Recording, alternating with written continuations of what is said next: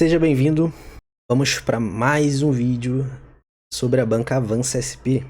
Dessa vez vamos resolver as provas do concurso do dia 20/10. Eu vou dividir em 4 vídeos, que embora tenham sido vários cargos, desde o fundamental até o nível superior, foi possível dividir as provas de matemática, tá? Em 4 provas. Então hoje a gente vai resolver o primeiro grupo, para os cargos de auxiliar de laboratório, de biblioteca, de consultório dentário, guarda sanitário e motorista. Foram provas de nível fundamental. O cargo de nível fundamental ficou dividido nessa galera e mais uma outra prova que é para o cargo de agente de segurança escolar. Lá foram 15 questões, aqui foram 10. Então, são questões diferentes. Então, todas as questões que você vai ver aqui são as questões que caíram nessas respectivas provas, para esses cargos aqui, tá? E aí no próximo vídeo eu vou trazer do agente de segurança escolar. A terceira prova será a prova que caiu para os cargos de nível médio, que foram 5 questões, exceto para o técnico de procuradoria, que não caiu matemática. E também vai ter a de nível superior, que é a prova 4, para analista de sistema, que foi o mesmo edital das provas de nível médio. Lembrando, você que vai fazer para GCM de Paraty, vai pegar esse barco aí, o edital do GCM de Paraty, acho que é a prova 24 de novembro. É os mesmos conteúdos cobrados desse edital de ensino médio aqui, da prova do dia 20/10. Então todos esses vídeos da playlist Avança SP são úteis para você, tá? Lembrando que eu sempre posto material desses concursos lá no nosso canal do Telegram, link na descrição. Também tem grupo aberto aos inscritos do canal. Qualquer um que quiser entrar lá para postar dúvidas, se não conseguir resolver alguma questão das listas, posta lá e a gente vai respondendo na medida do possível. Ou até outros alunos, outros estudantes lá podem resolver para você e talvez tirar sua dúvida. Então é um grupo voltado para essa interação. E claro, você fez esse concurso, você fez essa prova, estudou aqui com a gente pelas aulas, pela playlist da Avança SP. Como é que foi esse confronto entre o que você praticou nas aulas, o material disponibilizado, a realidade da prova, se estava confiante, qual foi sua taxa de acertos? Se você se sente à vontade para compartilhar a sua experiência e dar o seu feedback aqui dos seus estudos com o canal, se o canal te ajudou, se não, fique à vontade. Se quiser mandar depoimentos também lá no WhatsApp, no Telegram, que agora temos, você também encontra aí na descrição, tá bom? Mas, bons estudos e obrigado, como sempre, pela sua atenção. Questão 11. Um editor leva aproximadamente 30 minutos para revisar um artigo. Se ele precisa revisar 6 artigos iguais e leva o mesmo tempo para revisar cada um, quantas horas o editor levará para revisar todos os 6 artigos? Basicamente, uma questão de multiplicação. A única preocupação que você precisa ter é: esses artigos são todos iguais? Sim, ele afirma, os artigos são iguais. Ou seja, iguais ao que ele leva 30 minutos para ler. Então, se ele lê em 30 minutos, 6 artigos, para revisar 6 artigos, ele vai levar 6 vezes 30 minutos. 6 vezes o tempo que ele leva para revisar um. Então, trata-se apenas de uma conta de multiplicação. 30 vezes 6. 6 vezes 0, 0. 6 vezes 3, 18. Só que cuidado, aqui você multiplicou 6 vezes 30 minutos. Então isso deu 180 minutos. Agora você tem que passar isso para horas. Como é algo do dia a dia, eu entendo que não tem tanta dificuldade nisso. Sabe que cada hora é 60 minutos, então você vai agrupando de 60 em 60. Talvez de cabeça você conseguiria chegar em 3 horas. Mas vamos supor que não conseguisse ter essa sacada. Como é que você poderia fazer de maneira exata e que sirva para qualquer situação? Você pega essa quantidade de minutos, que no caso é 180, e divide por 60 minutos. E isso você vai ter essa proporção em horas. Ou seja, eu estou vendo quantas vezes cabem 60 minutos dentro de 180 minutos. Então, em outras palavras, eu vou descobrir quantas horas cabem. Se cada hora corresponde a 60 minutos, aqui você poderia simplificar. Isso aqui vai ser igual a 18 dividido por 6, 3. E aqui a resposta estaria em horas. Outra maneira ainda é trabalhando na unidade de medida diretamente. Eu sei que 1 hora é igual a 60 minutos. Se eu dividir os dois lados por 60, eu vou ter o quê? Que 1 sobre 60 horas é igual a 60 dividido por 60, 1 minuto. E aí eu posso usar esse resultado aqui, ó. Onde tiver 1 minuto, eu jogo esse 1 sobre 60 para corresponder a 1 minuto em horas. Então eu quero saber quanto vale 180 minutos em horas. Ó, isso aqui não é a mesma coisa que 180 vezes 1 minuto? E aí 1 minuto corresponde a 1 sobre 60 horas? Então matematicamente isso vai ficar assim, ó. 180 vezes 1 sobre 60. Que vai dar justamente 180 dividido por 60. Só que aqui, esse resultado estará em horas. Particularmente, eu gosto muito de fazer isso aqui, tá? Uma vez que você pega o jeito, principalmente trabalhando com frações, isso aqui facilita muito. Pelo menos, na minha opinião. Mas tá aí algumas maneiras que você poderia interpretar essa questão. Gabarito, letra A. Lembrando que o gabarito é o que está disponibilizado lá, o gabarito preliminar. Questão 12. Em uma sala de conferências, cada fileira possui exatamente 18 assentos. Se a sala tem 30 fileiras, qual é o número total de assentos? Mesma ideia. Cada fileira possui 18 assentos, exatamente. Se a sala tem 30 fileiras, qual é o número total de assentos? Ora, 30 vezes o número de assento de uma fileira. Esse é o resultado. Então, entendendo essa sacada, você já vai direto para o 30 vezes 18. Aqui vai ficar ruim. Ó, 0 vezes 8, 0. 0 vezes 1, 0. 3 vezes 8, 24. Aqui, ó, quando você passa para outro número, você pula uma casa aqui, né? Se quiser, bota um 0. 24 vai 2. 3 vezes 1, 3. Mais 2, 5. Agora você soma. 0, 4, 5. 540 assentos. Gabarito, letra A. Outra sacada que você poderia ter aqui é na base da razão e proporção. Poderia ser assim, ó. Uma fileira está para 18 assentos. Foi irônico isso aqui, no mínimo, né? Está falando de assentos. Aí eu abreviei aqui para S. Em inglês é bumbum. Uma fileira está para 18 assentos. 30 fileiras está para quantos assentos? Mas eu só posso fazer isso porque ele garantiu que cada fileira, que aí todas as fileiras são iguais. Que aí cada fileira vai ter a mesma quantidade de assentos. Então, eu posso igualar essas razões. É que você faz o processo de multiplicar cruzado, esses termos, né? O produto dos meios é igual ao dos extremos. Ou você poderia ter, talvez, feito antes o esquema de regra de 3. Uma fileira está para 18 assentos, 30 fileiras estão para quantos? E daria a mesma coisa, tá? Você vai achar isso aqui no final das contas. X vezes 1 é x, é igual a 30 vezes 18, vai ser igual a 540. Mas não é necessário ir por esse caminho. Isso aqui é só uma outra maneira de interpretar. A ideia da multiplicação já resolve plenamente a questão, só sabendo fazer multiplicação. Questão 13, essa aqui a gente fez bastante na playlist da Avança SP. Primeiro passo, vamos entender a sequência. Considerar o primeiro termo o próprio 301. Aliás, deixa eu voltar, né? Eu me empolguei aqui e nem li. Assinale a alternativa que apresenta o 43º número ímpar sucessor de 301. Então, primeiro, 43º, ele está falando do sucessor ímpar de número 43. Não é o sucessor do 301, o sucessor de número 43 do 301, não. Ou seja, 301 mais 43. É o do sucessor ímpar. Então vamos entender, ó. A gente começa lá no 301. Vou chamar de referência esse 301. Como é sucessor, então vou fazer minha sequência progredindo, né? Subindo de 1 em 1. Se fosse antecessor, eu faria regredindo.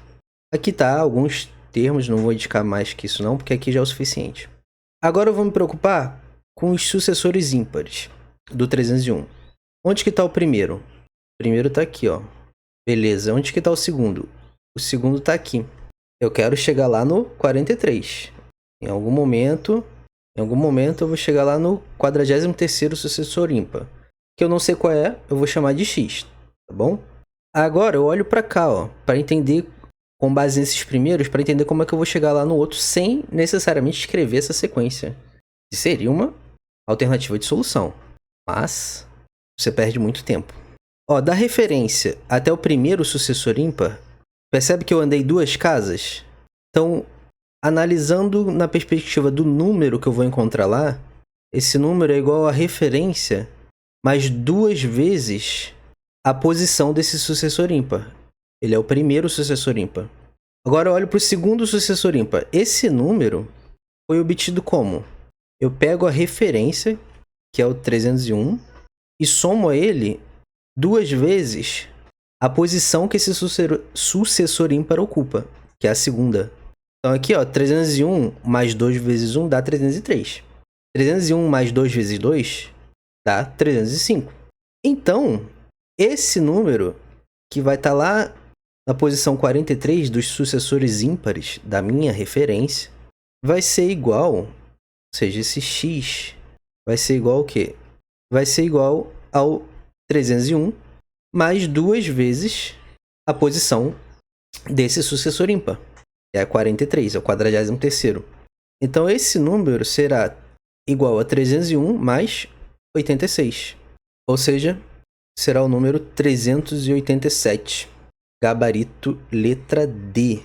Nós fizemos umas 5 ou 6 dessas durante as nossas aulas de preparação. E essa, especificamente, foi só nas aulas de ensino fundamental. Então, eu acredito que quem acompanhou todas as aulas bonitinho, pelo menos as de ensino fundamental, não tenha se assustado com essa questão.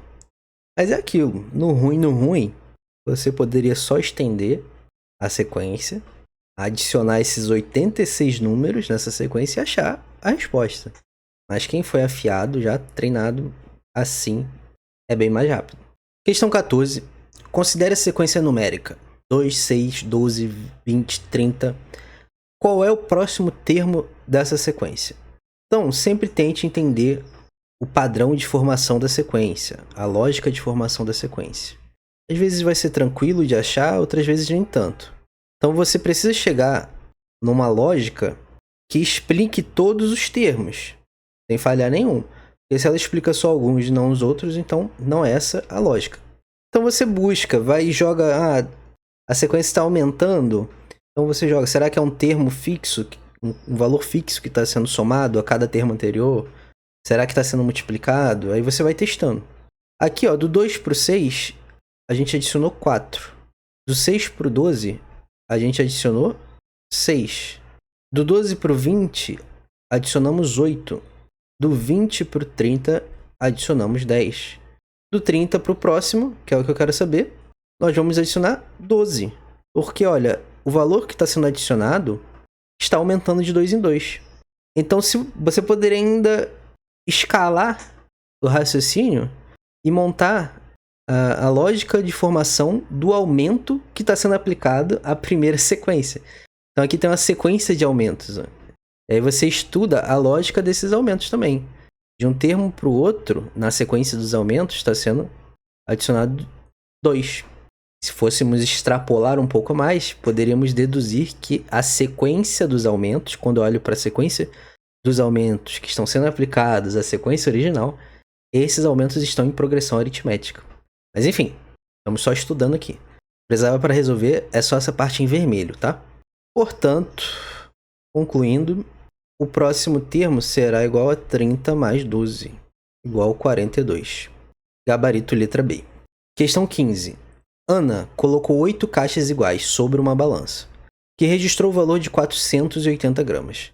Se ela colocar 16 caixas dos mesmos tipos sobre a mesma balança, importante isso aqui, qual será o valor aproximado registrado?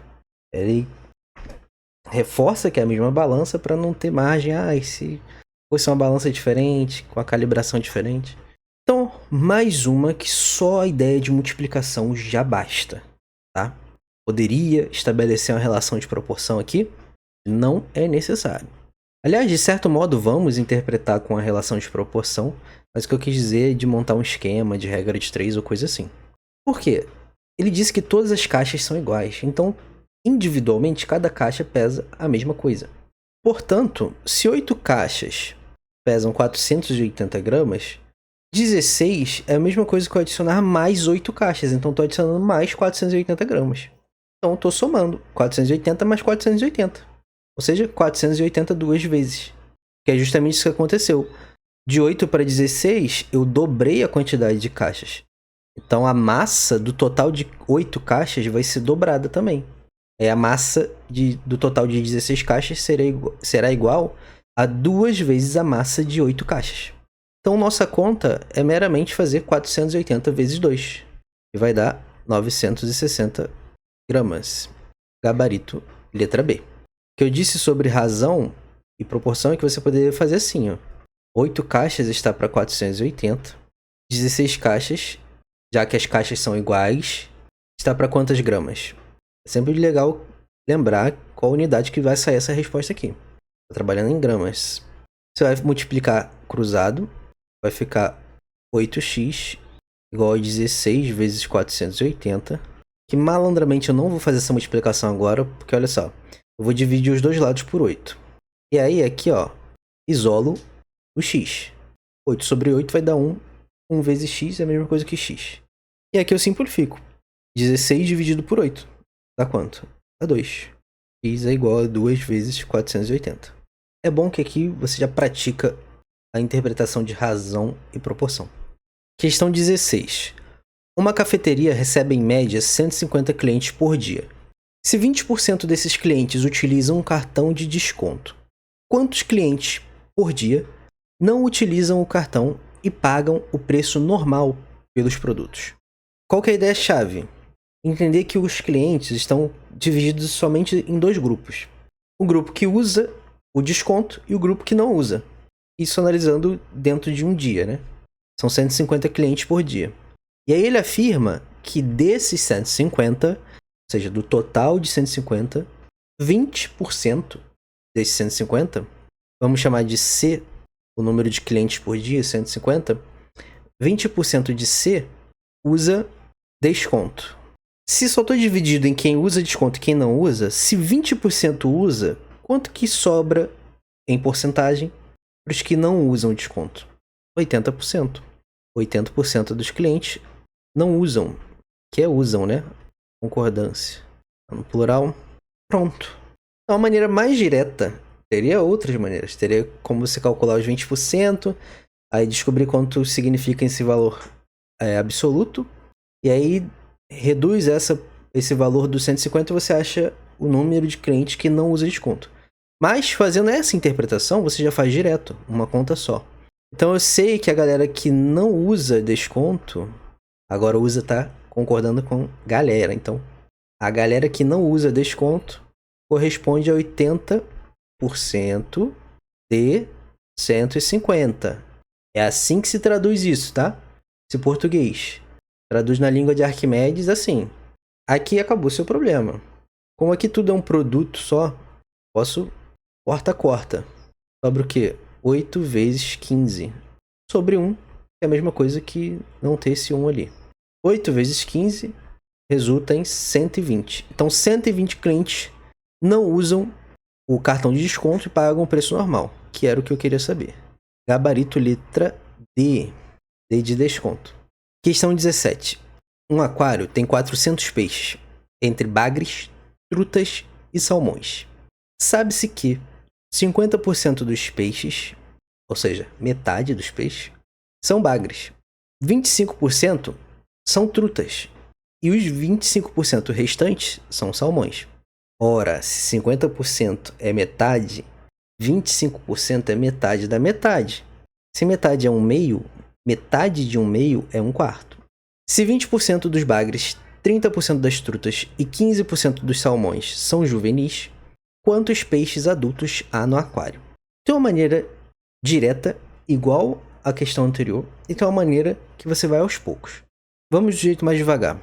Vou chamar de P a quantidade total de peixes.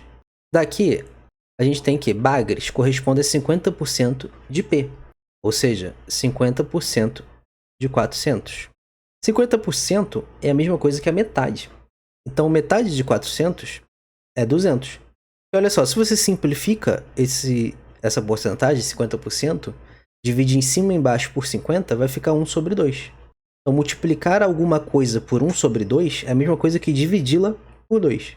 Então, o número de bagres é 200. o número de trutas é 25% dos 400. 25% não é metade de 50%? Então significa que 25% corresponde a metade da metade do número total de peixes. Ou metade dos 50%. Se eu sei quanto vale 50% desse número de peixes, eu sei que 25% vale a metade disso. Então o número de trutas vai ser igual a 100. Mas, se não lhe ocorrer esse raciocínio, monta a porcentagem. 25% de 400. E aí você calcula para chegar no 100. E o número de salmões é a mesma coisa que o número de trutas. E nem precisa calcular em porcentagem também, ó. Se no tanque só tem bagre, truta e salmão, eu já tenho 200 bagres e 100 trutas, faltam 100 salmões. Então a banca ela foi muito generosa com os números. Não tem números difíceis de serem trabalhados. Ela quis saber mesmo se você sabe interpretar as informações, traduzir, ou seja, fazer o que eu sempre falo, a tradução do português para matemática. Só que aqui não é o que eu quero saber ainda. Além dessa divisão entre o tipo de peixe, cada tipo de peixe tem dois tipos. Tem o jovem e tem o adulto. Então, analisando os adultos, a quantidade de peixes adultos, que é o que ele quer saber. Ele fala que 20% dos bagres, 30% das trutas e 15% dos salmões são juvenis. Ou seja, do total de bagres, 20% deles são juvenis. Isso significa o quê? Que 80% dos bagres são adultos. Então, vamos chamar a quantidade de bagres adultos de BA. Corresponde a 80% do número de bagres, que é 200. O número de trutas adultas, usando o mesmo raciocínio. Se 30% das trutas são jovens, e só estou dividido em jovem e adulto, quer dizer que 70% são adultos. Então, o número de trutas adultas é igual a 70% do número de trutas, que é 100. Mesmo raciocínio para os salmões. 15% dos salmões são jovens, quer dizer que 100 menos 15, 100% menos 15% são adultos, ou seja, 85% de 100. Aqui, ó, 200 dividido por 100 é 2, né? Então aqui fica 160. 80 vezes 2. Aqui, ó, qualquer porcentagem de 100 é a própria taxa que está aqui em cima. O próprio valor que está em cima. Porque, ó, 100 dividido por 100 vai dar 1. Então, 70 vezes 1. E aqui, 85 por 100 vezes 100 vai ser igual a 85 vezes 1. Então aqui é 70 e aqui é 85. Eu achei o número de peixes adultos separados pelo tipo do peixe. Agora eu vou somar isso tudo e obter minha resposta. Então, somando essa galera toda, você vai obter 315.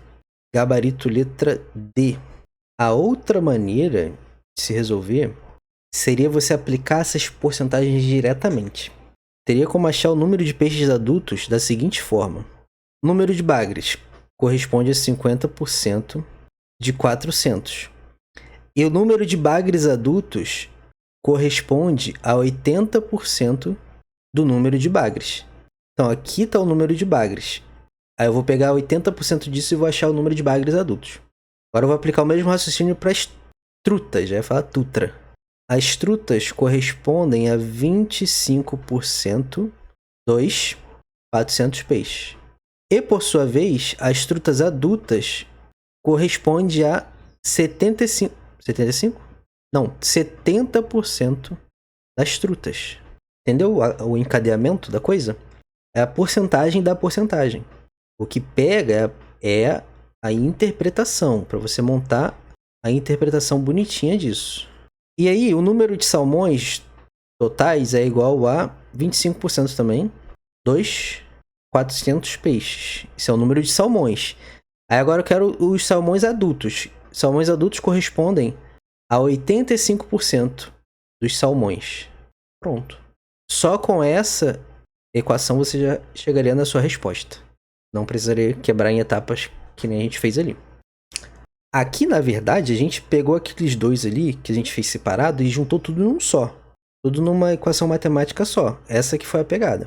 Só que aí exige um pouquinho mais de domínio da interpretação. Que agora você tem. Então pode ficar à vontade e resolver isso daqui, tá? Questão 18. Considere a sequência R12, S24, T36, assim por diante. Qual é o 16º termo dessa sequência? Questões de sequência alternada, que está seguindo a lógica de formação alternada, eu gosto de analisar decompondo em duas sequências. Sequência dos termos pares e dos termos ímpares. O que eu quero dizer? A sequência começa aqui, né? Que é o primeiro termo, aqui é o segundo termo, aqui é o terceiro, aqui é o quarto, aqui é o quinto, aqui é o sexto. Vamos quebrar essa sequência em duas, para entendermos melhor. Vamos chamar de I uma sequência que é formada pelos elementos de índice ímpar da sequência original. Vamos chamar essa sequência aqui de A. Então vamos puxar de A só os termos ímpares, que ocupam posições ímpares. O R, o S, o T. Percebe que aqui é a progressão do alfabeto, né? A partir da letra R. Então seria o V, W, X, Y, Z. E aí não sei o que aconteceria aqui depois. Se ele volta e vai pro A, ou então ele vai AA, AB, sabe-se lá. Mas isso aqui não é relevante. Não precisa entender o que vai acontecer aqui para resolver.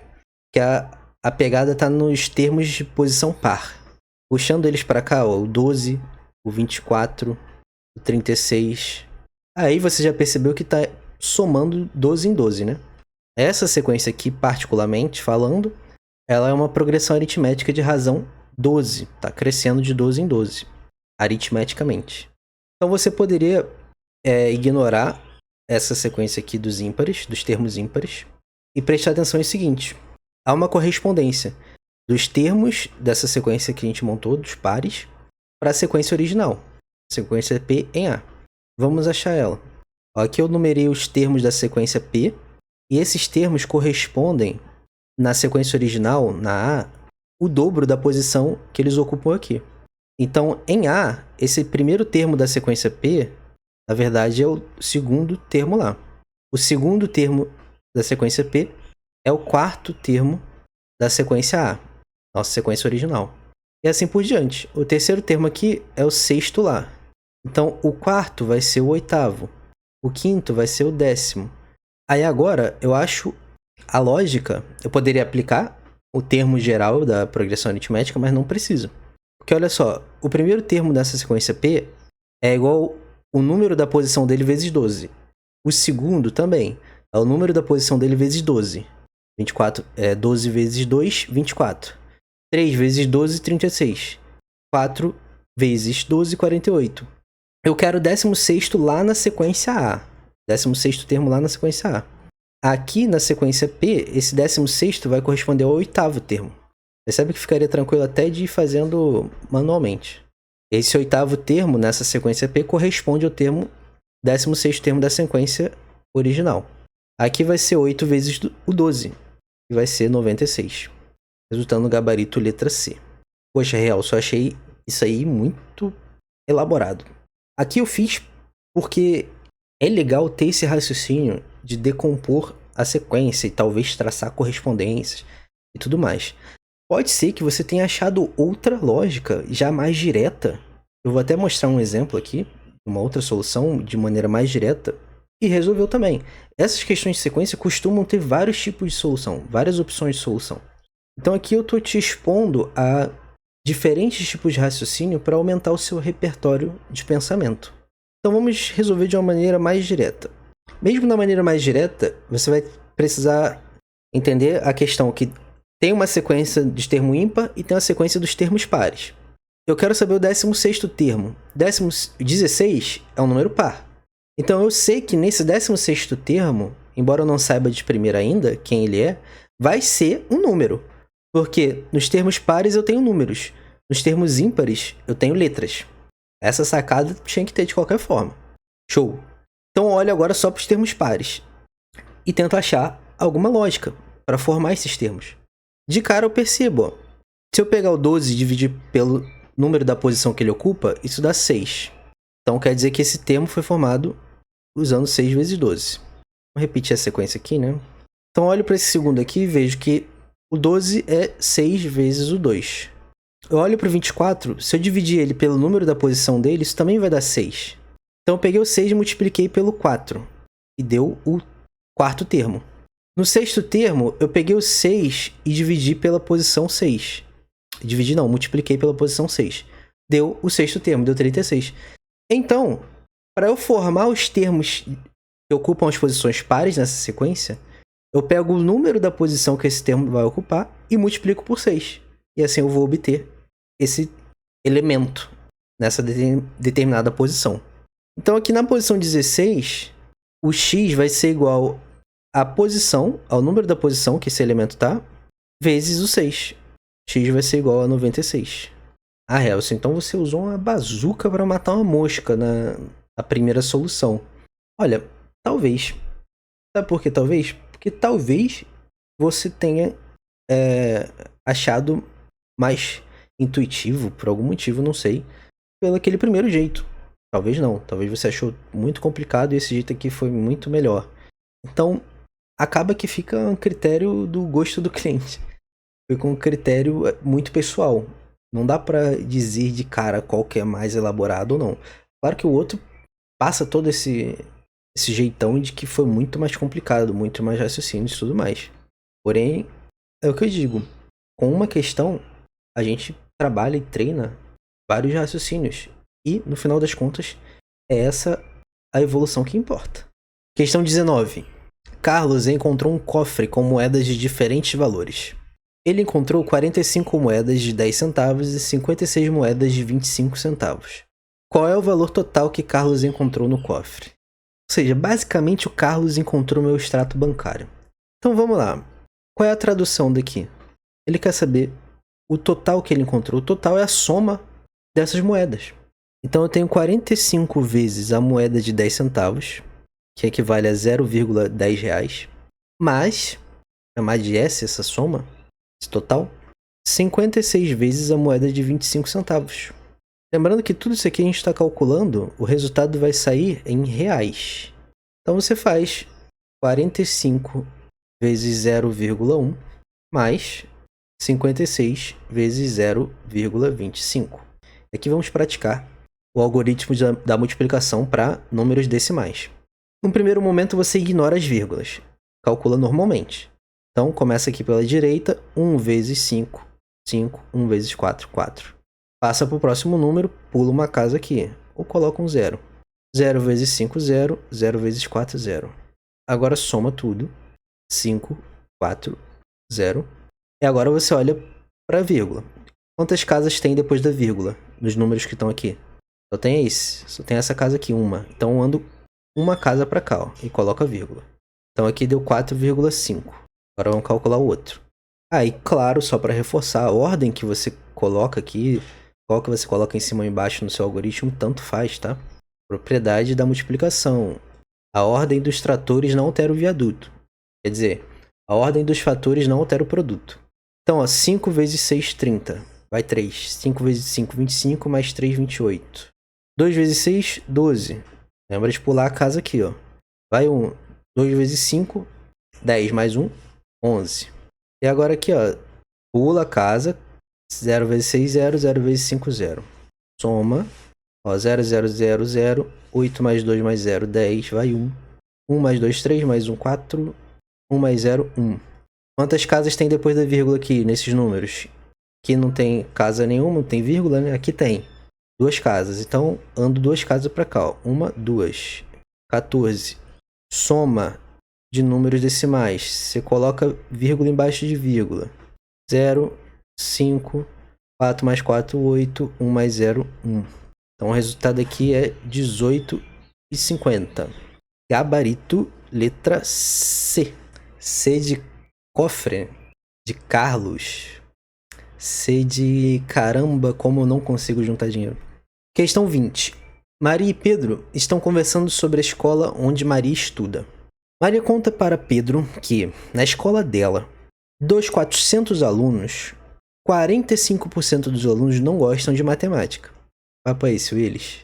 Pedro fica curioso, poderia facilmente ser substituído esse adjetivo aí por furioso, e pergunta se 45% dos alunos não gostam de matemática, quantos alunos gostam de matemática?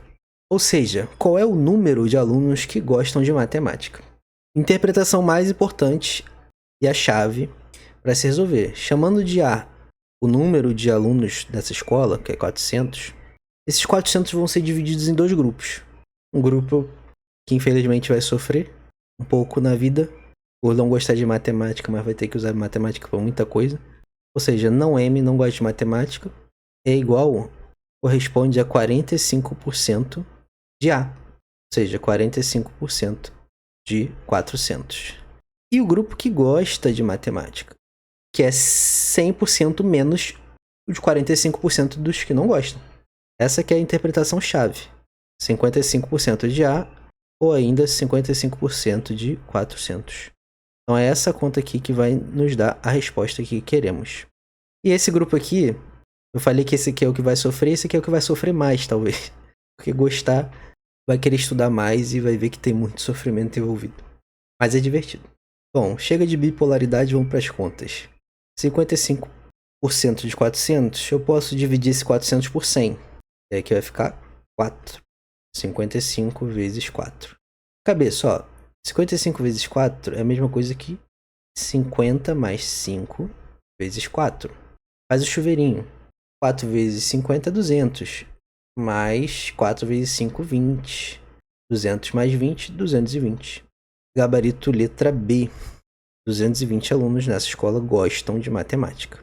E assim, encerramos a correção das provas de nível fundamental para os cargos de nível fundamental, exceto o cargo de agente de segurança escolar, que foi uma prova diferente. Continue acompanhando para a gente trazer, e eu vou trazer a correção das outras provas também. Um abraço, até a próxima. E aí, como é que você saiu nessa prova? Comenta aí também.